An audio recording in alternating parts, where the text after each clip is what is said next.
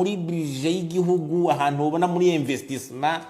yo kubaka ibihangare bishasha byo kuzamo igitoro no kugira ukarindira ukabura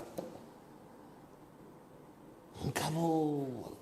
natana kasoni vision 2040 ngo ihangiro 2040 2060 aho babwiza tunga umubwiza tunga ko azana umutayi we mu gihugu kiba kimenze gute muri impuzeyi ibitoro ibiga byose ni indicateur strategy energy hagu ubona n'abagwiza tunga bamwe ko baraca gushora imitaye hanze ayo mashira amahingura umwavu ura mu gihugu umugabo yumva ari karakwira Afrika nzima simitaye iri kirasohoka igihugu none gisohoka gutyo batabanje kurimbisa ngasuko baratuti context yo ngaha iragoye haro nibindaza umuntu yo kwibaza kubera iki tutumva ikibazo cy'igitoro cyizwe mu nama shingiranganje Conseil des ministres je ntagira umuntu aranyumvira ko muri Conseil des ministres barumva ati inama shingiranganje rikiri ikibazo cy'igitoro igeretse urugendo muri parlement ucumva kangahe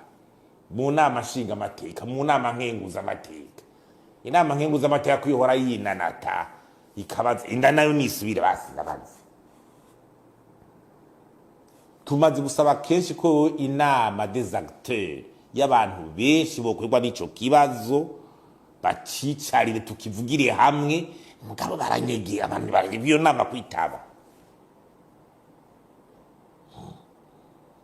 mugabo ntabwo sopebu iki bariko barahana abantu gutwara amaplaque ngo dusura kuronka ngo igitorwa ngo amezi angahe ngo bagufatiye ibihano we sopebu ayo ubwo burenganzira ubukura he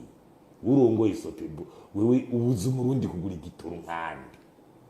nibwizwa shingiro droit y'umurundi doko droit au consommateur wimuza nkande dusura ku igitoro ubwo burenganzira ubukura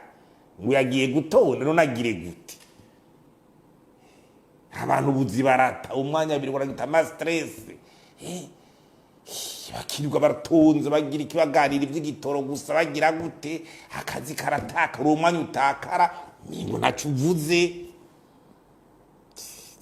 wese turakuyamirije we sopebu nta bubasha ufise bwo guhana abantu umuntu afise kuri droit à la consommation nta bubasha ufise nimba ruko barundi mwabafashe nk'intama